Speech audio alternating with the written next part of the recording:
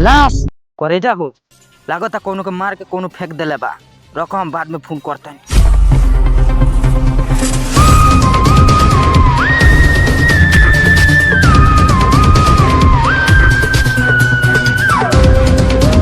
हाय दादा अब का करी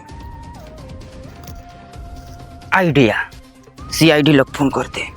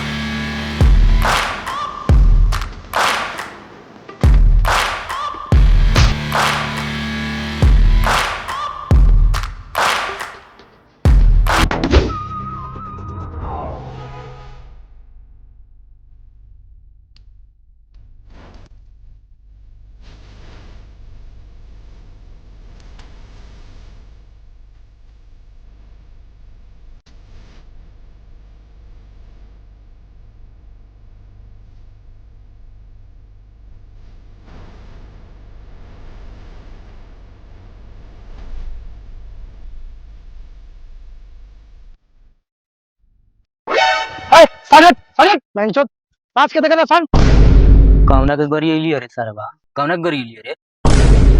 अरे बहन चोद जबान लड़ाओ तारी बेटी चोद हट साइड हट। है दोनी में से फोन कौन कोइले रलक है? हम कोइले रहियो। अच्छा ते कोइले रली ई लास्ट तोरा कहां लौकल? चोर हम आवत नहीं हो गए माल से बतिया लात लड़ गइल खो गिर गई नहीं तबे लाश लौकल खो। बड़ा शरीफ बना तारी बेटी चोद साफ साफ बताओ ई लाश कहां से आइल खो? सर हम बाप को सम खा के कहता नहीं हम लाश के यूं ही देखनी है एकरा आगे हमरा कुछ नहीं के मालूम। लड़जीत साया तूनी जंगल के चारों तरफ देखसन हम हई लाश के देखता नहीं के मर्डर के तरफ भइल बा तलाशी करसन।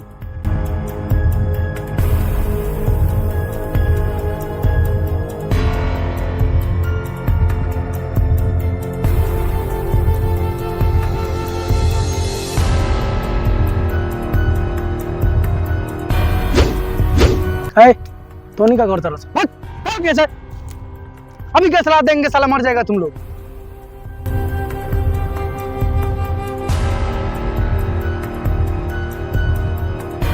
अरे बहन चोद लड़िए साया जल्दी आओ सन। ध्यान से देखो सही इलाज के एकर पैंट आधा खुलल बा आ ब्लड गिरता इससे का पता चलता? उस्ताद ऐसे इहे पता चलता जे एकर कोनो गाड़ मार के हत्या कर देले बा। हाँ उस्ताद ई सही कहता लगातार एकर 10-15 गोड़ा दवाई खा के गाड़ मरले बाड़सन वैसे ही मरल बा। चुप चुप साला चुप तोरा के तरफ पता बारे कि एकर 10-12 गोड़ा गाना मार के मर्डर कइले बा। सर एगो बात कही कि श्याम नानू स्कूल टाइम में एक हम ट्राई कर चुकल बानी। चुप साला चुप गांडू साया। जी सर इलाज के अंदर देख और का निकलता तब तक हम अपन खुरपाती आइडिया लगावता। जी सर।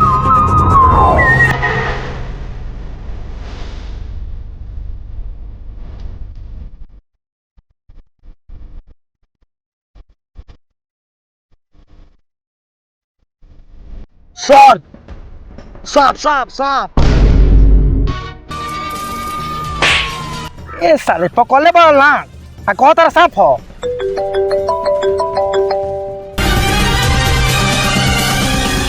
का मोटर साया तू लाश लेके लाइव में पहुंच ठीक बा। रणजीत तू हमारा साथे चल।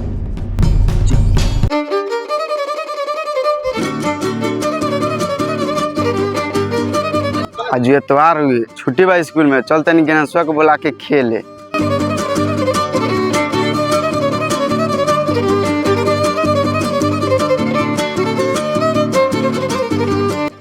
चाचा प्रणाम। अरे खुश रह बउआ खुश रह कह ना केने आइल बार ओनिया एनाई कोनिया गणेशवा केने बा कहाँ जाने सरवा घर में गाड़ मारावत हुई और कहाँ हुई का घर में ना बिजनेस चालू कैला का सुना ना साले अलुआ के साथ बड़ुआ ढेर बोला नू तो मुंह में चढ़ भी दूध है समझ में नहीं क्या उतारा आय का बाबू काय खिसियाइल बड़ा का मैं कुछ कहता रहा का गणेश आज छुट्टी बा चल जा घूमे हाँ मान छोड़ा हूँ जा रहा कौन गांडू टाकू को तारा भर बा अपने गान मार लो साले डांस चार का मर नहीं बढ़ रहा ए जा दो मारी तो मारते थोड़ी रही छोड़बो तो करी अच्छा जा लेकिन छोड़ा हूँ अब तो इनका गाने मारावे के बट मारावो लेकिन हम क्या करें तो चल गणेश चल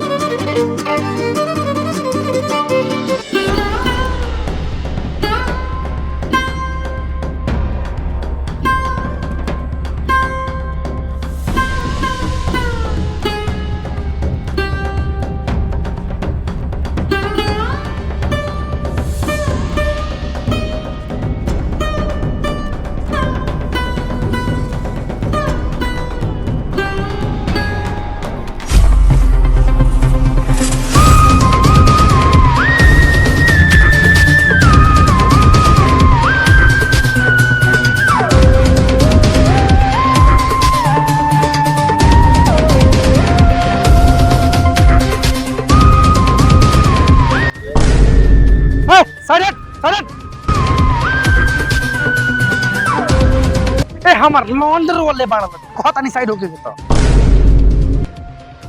ये सौरव बेटा मरल बा हमर तो रोई ना तो तारा मुंह में मोती ए तो निमुसा मार के बोला हमने सीआईडी बानी सन रे तो तू सीआईडी बाड़ी चाहे वोटर आईडी बाड़ी तो हम का करी रे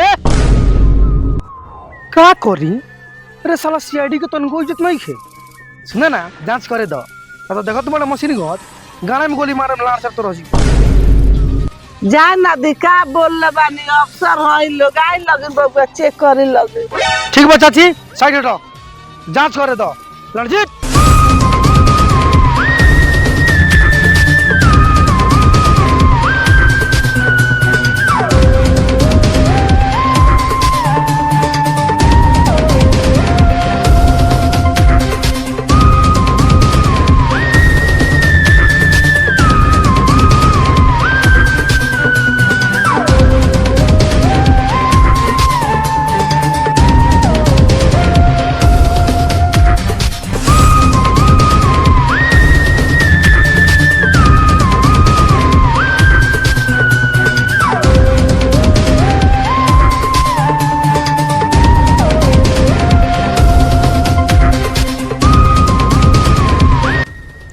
साला कुछ तो गड़बड़ बा गड़बड़ ना हमर लाड़ गड़बड़ बा एकरो गाड़ मार के मुआ देले बाड़ सरवा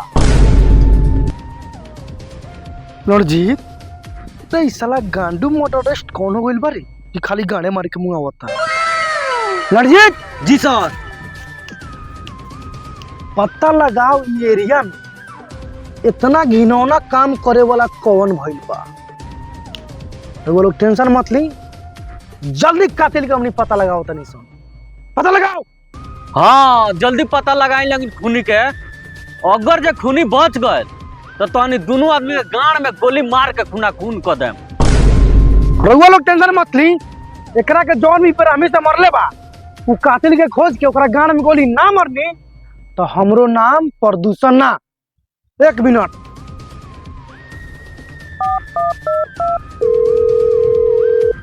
हेलो साया लड़देखापुर गली नंबर 8 वार्ड नंबर 6 में आके लाश के जल्दी ले जाओ अब पोस्टमार्टम कराओ बाबू हमारा हमरा बेटा के जान मारे वाला के पता लगा दियो नोटिया के साथ भाव छील दे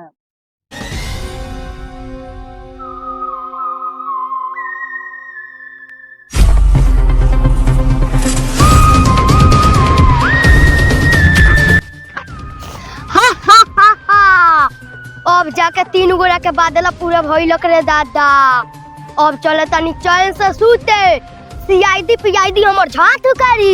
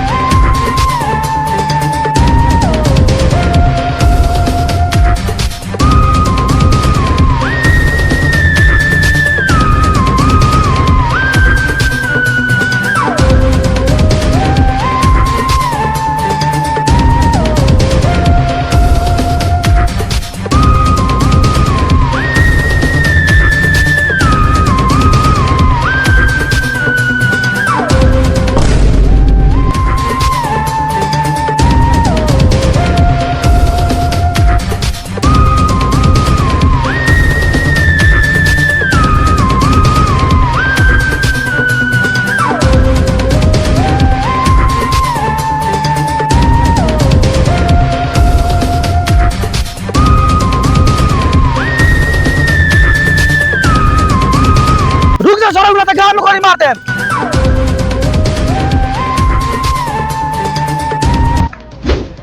भागत कहाँ रही हो रे? यही थोड़ी है भागत रहनी हो। सही सही बता दे ना तो गाड़ में गोली मार दे। सर इस साला एंगा ना बताई, ले चलिए एकरा के जगह पर तभी बताई।